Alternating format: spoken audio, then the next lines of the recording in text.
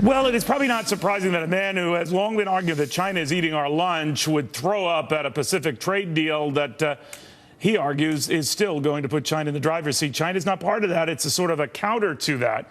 And it's going to be an uphill fight in this country. Eric Trump, Donald Trump's son, with us right now. I'm sure your dad is of the view we shouldn't pass this, right? Yeah. $250 billion. That's the number. $250 billion is a trade deficit with China.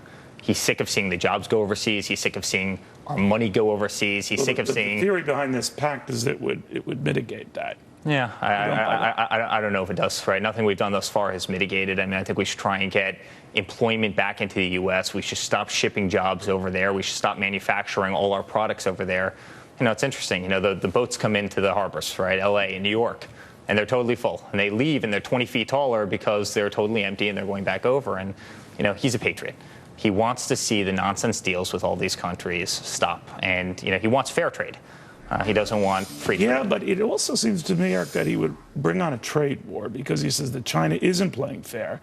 And he's also arguing, and this is a point many agree, even your dad's critics, that China needs us a lot more than we need them. So he would stick it to them if they keep, you know, abusing this. Wouldn't that lead to a trade war? And wouldn't that lead to violent disruptions in the markets? No, listen, I think that's the fair part of it, right? Fair. It's got to work for them. It's got to work for us. Everybody has to be happy. But when we're losing, again, $250 billion a year, shipping money that, quite frankly, could go into our own economy, I mean, you see how dismal some of the numbers are, some of the employment numbers. Explain that to Americans, though. Let's say your father gets his way, becomes president. And his argument is that we just stop buying their stuff. We don't need their stuff. But that means a lot of stuff, the price for a lot of stuff, go up a lot. Yeah, listen, does he think Americans are ready for that? You're always going to need to buy some stuff, right? At the same time, if we could actually increase manufacturing in our own country, we wouldn't have to buy the same amount of product. In the meantime, Americans are subjected to pricier stuff, right? Sure. Listen, there's going to have to be some balancing act. Again, fair trade. Not free trade, fair trade. And I think that's what he's all about. He doesn't want to see our coffers emptied by every country around the world. He doesn't want to see us get ripped off by every country around the world. We're constantly taken advantage of, and he's a patriot, and he's totally against it. How does your father decide who he talks to in the press? You know what? He's got a great gut, and he's got a great feeling, and he talks to people who treat him fairly, and hey, listen, sometimes he never comes on this show. But he does love you. No, you know that. Yes, he does. No, I can promise you he does. Very early on, when you were mentioning those Vegas odds during the break that he was a 50-1 shot at becoming president, everyone, including many here on that point out, were laughing at his prospects and saying it wouldn't go anywhere. And we were one of the few who said it was.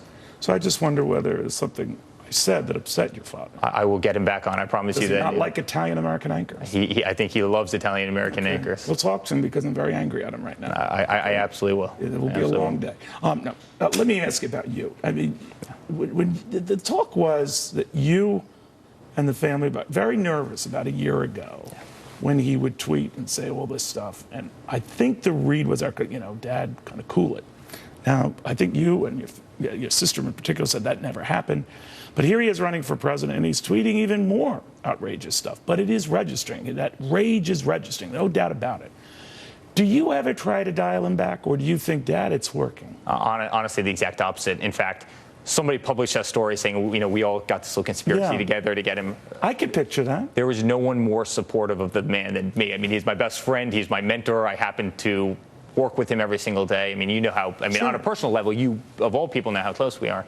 The guy's an incredible So no one guy. said, Dad, dial it back. Even as a father, he was never the beat around the bush type father. I mean, but are you surprised where he stands now? Is he surprised where he stands in terms of the polls? How well he's doing. Listen, he's double-digit polls to everybody. He's doing phenomenally well. You look at just the national polls. I mean, he's doing the best in the national polls, which, quite frankly, are the polls that mean the most. Why do you think that is? Listen, I think people like the fact that somebody's willing to come out and speak like a normal individual.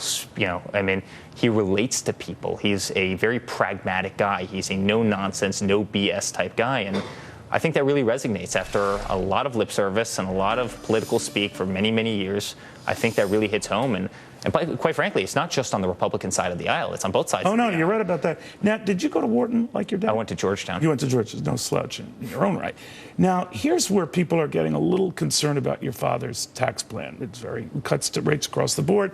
But one of the rates he has is a 0% rate that would lift to 75 million, the number of American households who don't pay any taxes.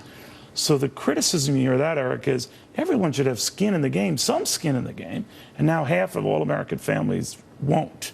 And their concern is you don't have to charge them 20, 25, 35%. You don't even have to make it 5%, but everyone should pay a little so they all have a stake in this. Well, listen, there's so many people who aren't paying anything, quite frankly. No, right you're right now. about that. You're right. But do you think that everyone should pay a little? I think it's actually the correct plan. Listen, at that number, half aren't paying any federal income tax. It's such a low number, but everybody's doing so much better off. I mean, I think actually where my father will be best, and it's kind of funny, maybe it's the thing that hasn't been talked about the most. I mean, I think the tax plan's probably been talked about more than this, but I think what he'll do going into government and reducing waste will be unlike anybody else in history. But he's got to spell it out, right? I know he's upset about the $1 million soccer field at Gitmo, as were we all. Listen, but when American is captured by an ISIS terrorist, right, they get put in a cage. No, they I get understand burned that. to death. But besides the $1 million soccer field, has he proposed shutting, or do you think he should propose shutting down agencies, whole departments? Spell it out. Yeah, I mean, listen, at some point we certainly will need to spell it out. Can you tell me when? Because he isn't telling me. We will come up with a plan, and he will come up with a plan. Give me a date, time.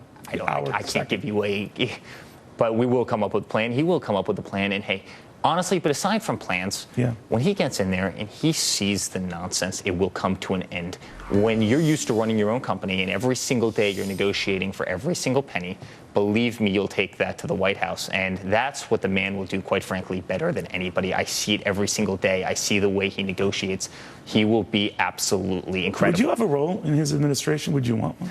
You know, we've got a great company. And I've mentioned that to you many times. But, you know, we're opening hotels everywhere and the best residential buildings and everything. But listen, if he ever needed me by his side, I'm there. I would take a bullet for the man. I would jump off the bridge for a man. Something crazy. I mean, he is the absolute greatest. But he will put an end to waste. You think he's going to go all the way? I think, no doubt about it. Really? No doubt about it.